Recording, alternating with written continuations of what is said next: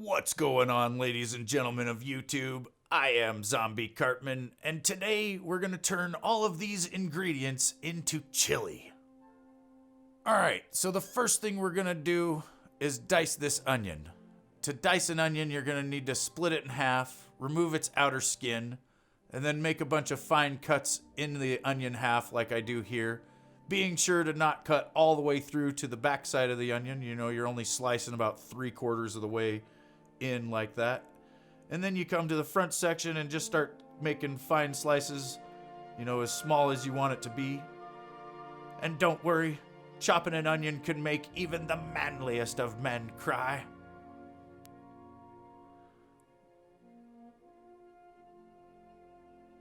Here we'll go ahead and slice the other half into little tiny pieces.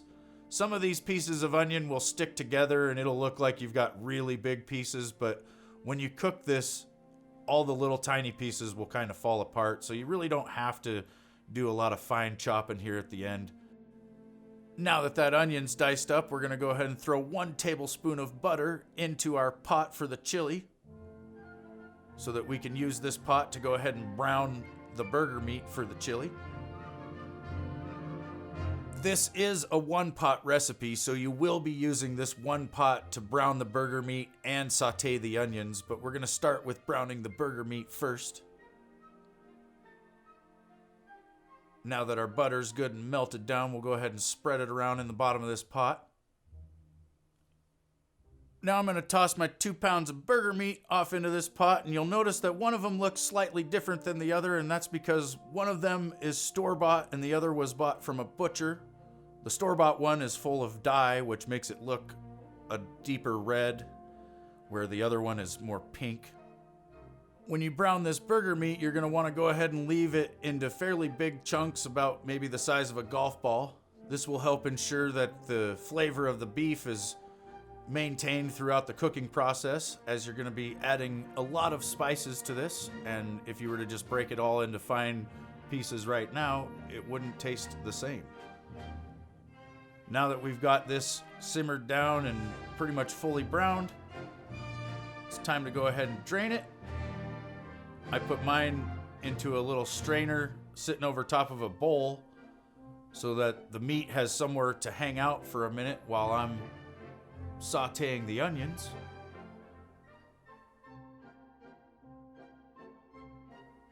The meat is off to the side in the strainer, and I'm going to go ahead and add another tablespoon of butter.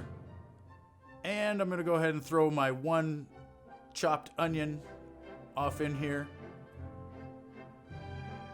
Go ahead and give it a little wang jangle around with the butter. It's alright if there's a little bit of meat left in there.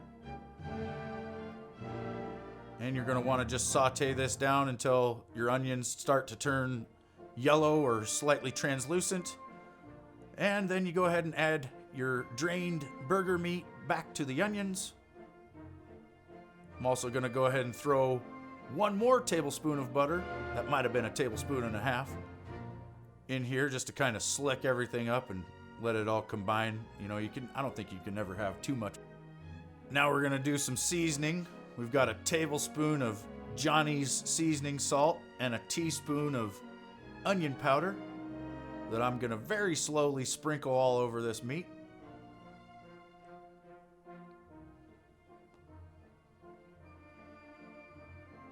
Next, we're going to do a full can of Swanson's beef broth. That's the full flavored beef broth, not that low sodium stuff. And then we're going to do a half a can of chicken broth. And you may use chicken broth for a variety of things like we do, so we've got a large container of it. And we're just going to use that beef broth can as a measuring cup to get the half a can of broth that we need. If you don't have, you know, the need for that, then you could just waste half a can of chicken broth. Next up is some Frank's Red Hot, and we're going to go ahead and do 10 shakes of that. You could do more, or you could do less. It's up to you.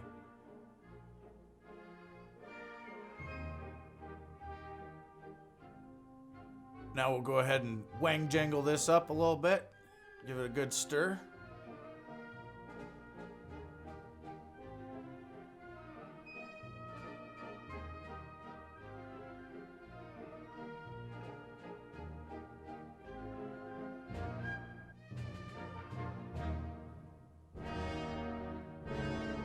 Now you're going to add a 1/4 cup of water, and then the equivalent of 1 beef bouillon cube. In this case, we didn't actually have cubes, so we just used the powder. And you're going to want to go ahead and just stir this up nicely. And then get your lid and place it on there and go ahead and bring this to a full boil.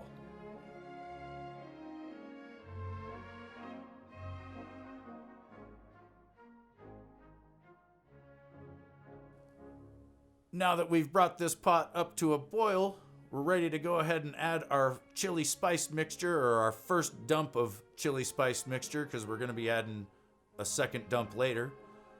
But starting out, we're going to add 6 tablespoons of chili powder. I also added 1 tablespoon of chipotle chili pepper and 1 tablespoon of smoked paprika. Both of those are optional and not necessary, but if you like a little extra heat or maybe a little extra flavor, go ahead and throw them in there. And that's what the chili powder looks like. This is the bottle of smoked paprika that I used. And that's the bottle of chipotle chili pepper. Next, we're going to do 3/4 of a teaspoon of chicken granules, or just chicken bouillon. Followed by 1 teaspoon of cumin. We'll be adding a lot more cumin later, so don't freak out and think that this isn't enough. Next, we're going to add 1 tablespoon of granulated onion. And about a teaspoon of salt. You can do a pinch of salt. Don't go too crazy with the salt. You want to salt it at the very end and try to see, if you don't have enough, you can add to it then. Now that we've got our spice mixture in there, we'll go ahead and stir that up a little bit.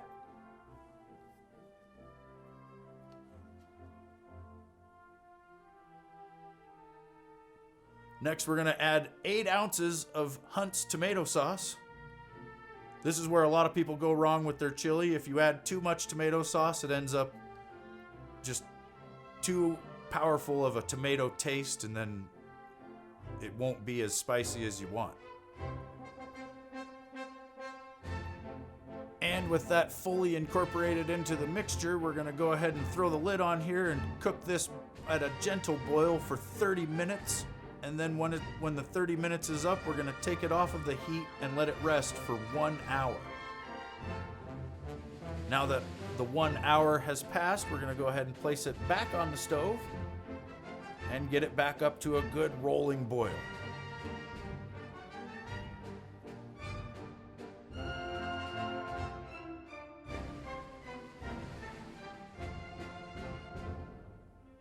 Now that our chili's back up to a good rolling boil, we're ready for spice dump number 2, which, starting out, we're going to have 3 more tablespoons of chili powder.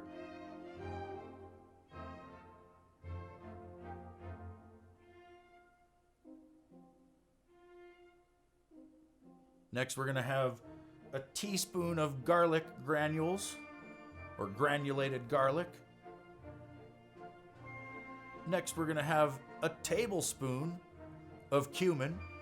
Like I said earlier, there was going to be a lot more added, and here it is.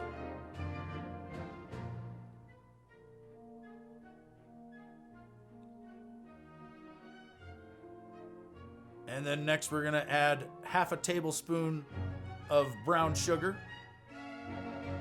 You don't want to go too crazy with the brown sugar. It doesn't really seem like a lot getting added right there, but you don't want to over sweeten this. And then we'll do 1 more pinch of salt, although that might be a little more than a pinch. Now let's go ahead and stir all these spices in here, get everything all mixed up nicely. And then we're going to need to get out a potato masher of some kind. You might have to use a fork. I don't really know what you would use if you didn't have a potato masher, but you're going to want to go ahead and use that to break down these big balls of meat that are still in there so that it's just small pieces. Next, we're going to throw a small can of Hunt's tomato paste. I probably only use about 2/3 of this can, just to kind of thicken up the chili a little bit. Next, we're going to use a can of chili beans. This is completely optional. I went ahead and strained and rinsed the beans so that they were nice and clean for my chili. Some people do not like beans in their chili, and that's fine. If you don't want to add the beans or that tomato paste, you don't have to.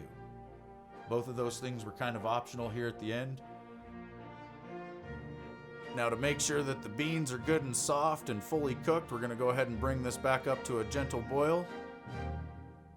And then once it's back up to that boil, we'll be good to take this off the heat, and this chili is pretty much done.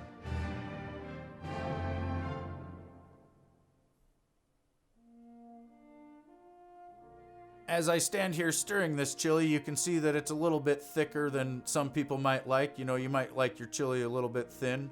I actually prefer mine a little bit thinner than this, so I went ahead and added some more beef broth to the mix.